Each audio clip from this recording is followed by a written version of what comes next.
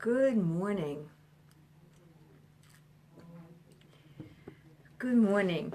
If any of you have been watching my Facebook account, you know that this weekend I had a big travel weekend. I actually was in Washington, D.C. on Thursday night, and I stayed out really late on Thursday night, and I slept through coffee time on Friday. So I posted a lot of posts this weekend so that if you were having your coffee, you could watch old movies or old Instagrams. But what I want to talk about is Monday morning after you've had like a huge weekend or any day of the week. I always go back to get ready, it's a big day. Well, I had a big weekend, and this is the things I learned about myself. I learned that it's really hard for me not to have a daily routine and not to have any schedule and be on someone else's schedule 100%. It's very confusing for me. I really didn't think I was like inflexible, but in some ways, I really am inflexible. I like to know approximately where I'm going and what it's going to look like to some degree. So let's just talk about my first event with all the changes that went on because of the storm. I pulled my car out of my driveway and got stuck. I tried to shovel the snow in my driveway, but there was 12 inches and all I did was pull my back out.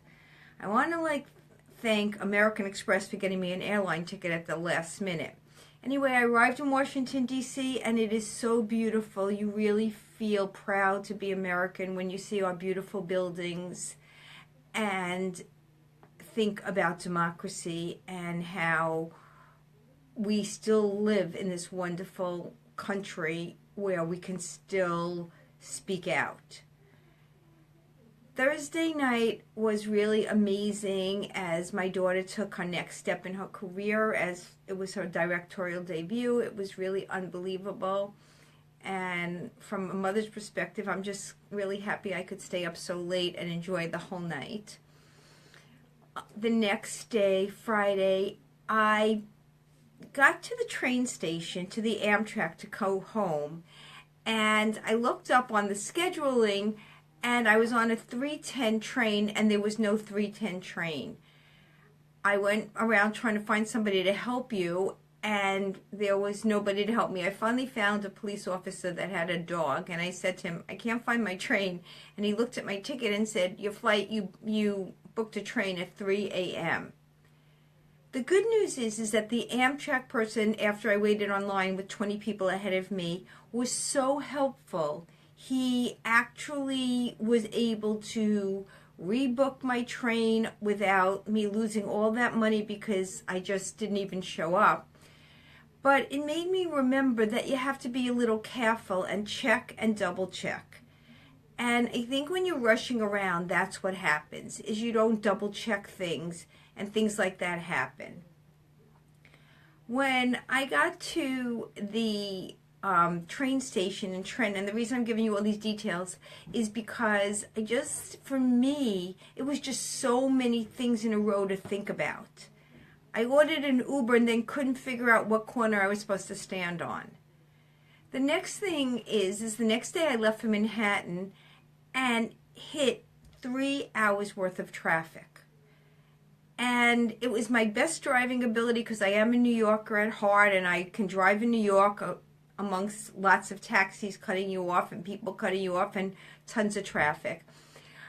And then the next day, I had the wrong address for somewhere that I was going. And I unraveled.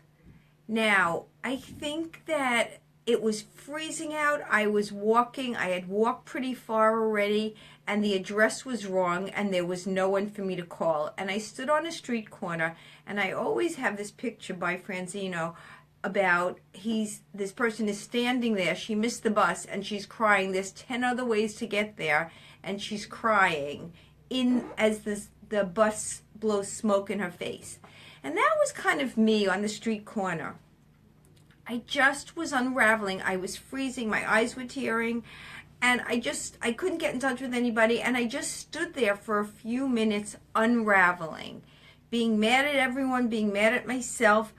When I talk about it in emotional dollars, I spent a lot of emotional dollars freaking out. Now here I was, safe in New York. Yes, it was cold, but the flower show was going on. There was lots of places for me to go get a cup of coffee. I'd already had one already. There was nothing that I needed to have at that moment.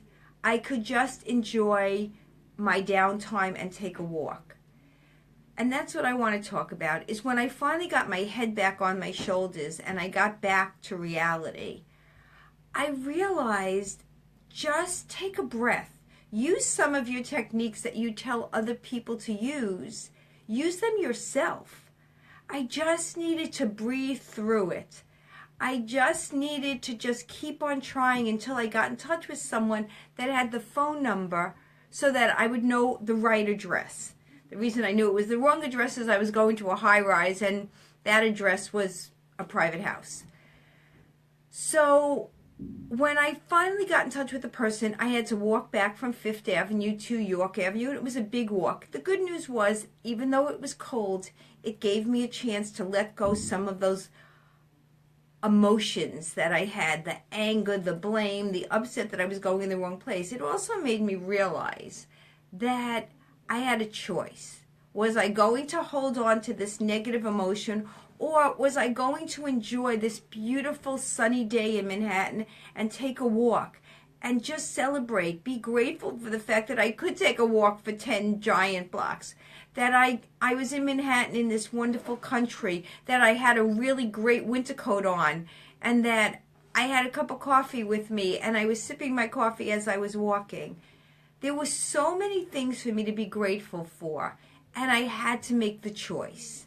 And I think that that's what we really need to do, is when we're unraveling, we have to choose differently. When I got home yesterday, I had to make choices. Was I going to do everything on my to-do list that I had to do last night? Or was I going to give myself what I needed, some downtime, some thinking time, some processing time? Which was going to take precedence? The fact that I was exhausted and I needed to hydrate, I needed to eat healthy, I needed to do things for me. Or was I going to be pulled into my to-do list? The good news is I chose to take care of myself.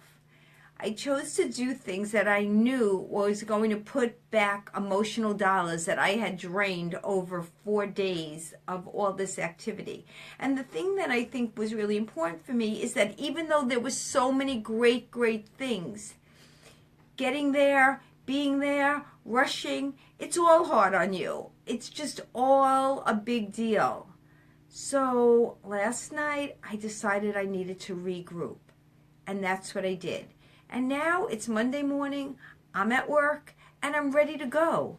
I'm ready to start my routine. This morning I stopped off at Wawa, I got my food, I got what I needed, and I gave myself what I needed to get back to an emotionally stable place, not in emotional bankruptcy where I was standing on that street corner. And what I just really want everybody to think about is, what do you need to do? Check in with your emotional dollars. And if you need some more emotional dollars, figure out where you're going to get them. Don't keep running on emotional emptiness. Fill up your tank with all the wonders of the world. Stay in gratitude. Take a breath. Have a cup of coffee. Figure out what you need and start doing it, because you can. We live in a place where we have choice. So make good choices today, and remember, put yourself on your own list. Listen to your emotional self. If you need to refill, stop, refill. You can do it. I'm glad to be back. I'm glad to be joining you this week. I need to just watch everything I do today to make sure I stay focused and stay on track, and don't spend too many emotional dollars, because it takes time to restore them. Thanks so much. Have a great day, and I'll see you tomorrow.